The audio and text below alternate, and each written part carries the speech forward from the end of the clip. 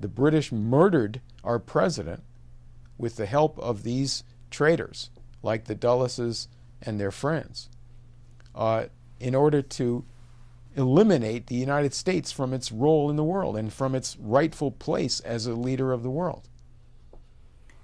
But the fact of the Irish struggle in his family for 150 years against the British oppression, against mass murder in Ireland, shapes the whole concept of fighting against the empire and having to destroy that empire.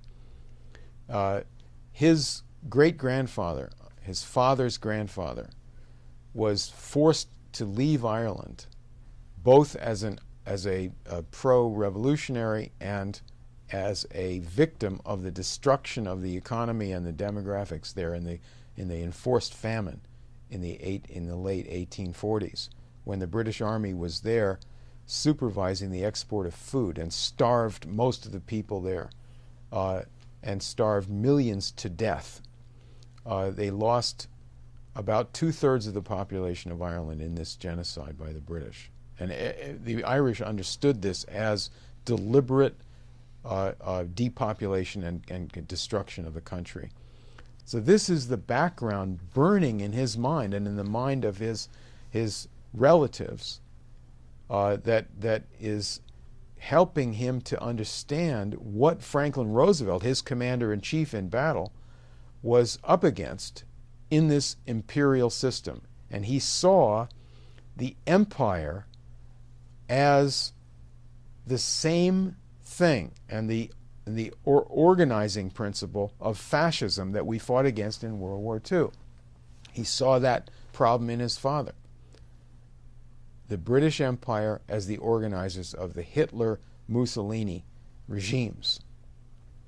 And so when Wall Street and its senior partner, the City of London, and the royal family are continuing to perpetuate mass murder of populations in Africa and Asia, in wars and depopulation, into the modern times, into the 20th century, after World War II.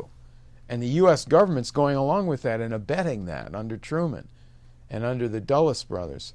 This is his task, and he then takes up openly and publicly the mantle of leadership for anti-imperialism. He's the most important anti-imperialist political leader in the United States before he was elected president. He's recognized in that role by the Africans, by the Arabs, by Southeast Asian leaders. The attack against Kennedy's presidency, you could say, began about a year before he was in office. In 1960, in the election season, they began in London and Wall Street an attack on the dollar to sell dollars for gold and for other currencies, and to transfer deposits outside of the United States. And this was stepped up after he won the election, before he's inaugurated. And the dollar is in great danger of being destroyed quickly for so-called lack of confidence in the American leadership and implicitly in Kennedy coming in. So he's put under pressure by this attack to choose Douglas Dillon, international banker of this fascist set, to be his Secretary of the Treasury. He puts him in there, but he completely ignores him and his advice about what to do. At the same time, the Central Intelligence Agency and leading elements of the U.S. military are under the control of this faction, very close-knit little clique around the Allen Dulles, his brother John Foster Dulles, a couple of Democrats led by Harriman and Atchison, all of them bound up with the highest level British, not only the royal family and City of London people, but the killers, the real stinking mass murderers in London, and their friends of the same quality in France, Spain, and elsewhere. But this is particularly you look at this with Alan Dulles as head of the CIA, having been put in as head of covert operations in CIA by Truman earlier. He's head of CIA under Eisenhower. They set up the Bay of Pigs invasion and blackmail Kennedy on going ahead with that, even though it was programmed to be a disaster. Couldn't succeed. He was threatened with the use of those Cuban emigres who were sent into Cuba to try to supposedly overthrow Castro. If he didn't go ahead with it, they would be let loose inside the U.S. To do dirty operations against him and political warfare. And you see that whole mess in operation in New Orleans and the Caribbean while he's president. That's what's going on. This is an assassination capability developed by Dulles and the British. And the same kind of assassination capability is unleashed and controlled by them in Algeria by using these white European settler fascists and their rage against Kennedy and against de Gaulle, who takes Kennedy's side to support the Arabs. You see this in the murder of Patrice Lumumba by the British station chief. She admits she organized this, Daphne Park. You can look this up in an article that came out in 2012. Dulles, the CIA, run by him, that faction, and the British together have this assassin capability.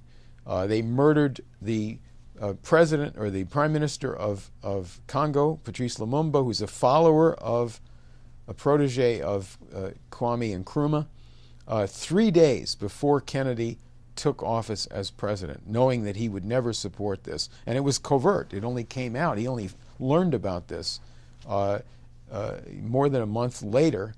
There's a very poignant, famous photograph of President Kennedy on the phone with his face contorted with pain, hearing for the first time that Lumumba has been assassinated. I think this is in February of 1961.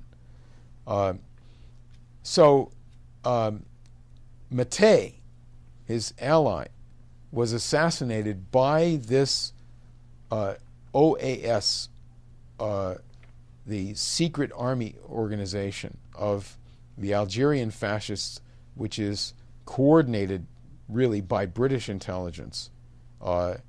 Leaders of that went into Britain. They were celebrated there. He was assassinated. His plane was sabotaged. They tried it earlier. That was in the headlines. So Mattei was murdered. There were several headline attempts on the life of Charles de Gaulle by this same CIA MI6 apparatus, British apparatus. And Kennedy fired Alan Dulles and his two principal aides in 1961, early in his presidency, after leaking to the American press from the White House that the CIA under this leadership was a state within a reactionary state within a state, and that it was consorting with these insurrectionists in Algeria openly, and this is intolerable. And then goes beyond these confrontations on his long-standing policy of getting out of this trap, which was set up by London and Wall Street, this Cold War, this British policy of the Cold War. Get out of it. The facts of what he did, as you see this developing in 1963, the confrontation with the British in the Congo to defeat them militarily using the UN as an American instrument and keep the Congo together. The British tried to break it up. The denial of the British nuclear war capability by stopping the Skybolt missile, which astonished the British leadership. that he would take them on that way and say, no, you're not getting this from us. What about Russia? They suffered the most in World War II. They're a great nation. We've never had a war with them. We are two great nations. There's a lot alike between our two countries. And we have this mutual interest that you better think about, that all of our children are going to be killed quickly in an hour if we don't take the right path. That's a mutual interest right there. Think about it, Americans. And his changing the strategy of the NASA program, of the space program, from simply the U.S.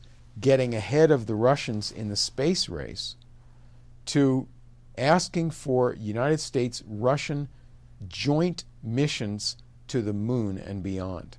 So this is Kennedy's mind. It was always shadowed by the knowledge that he could die soon, including the knowledge that he could be assassinated. And he brought that up in this period of 1956 when he's speaking to people as a senator. He made a speech to the Irish Americans on St. Patrick's Day, bringing up the British assassination of political leaders and of resistance fighters. An assassination. He recited a poem, a very poignant poem about that. And in his Profiles in Courage, he's speaking about the Puritan point of view, which is answerable only to God, not to public pressure, that allows them and an individual from that standpoint to stand up to torture and the potential for being murdered. So what? I have to do what I'm going to do. I'm enjoying it, and I want you all to enjoy making the world better. He was a happy person. And that happiness we should get back now and recover in this way from this crime of his murder. Well, thanks for coming into the studio here today.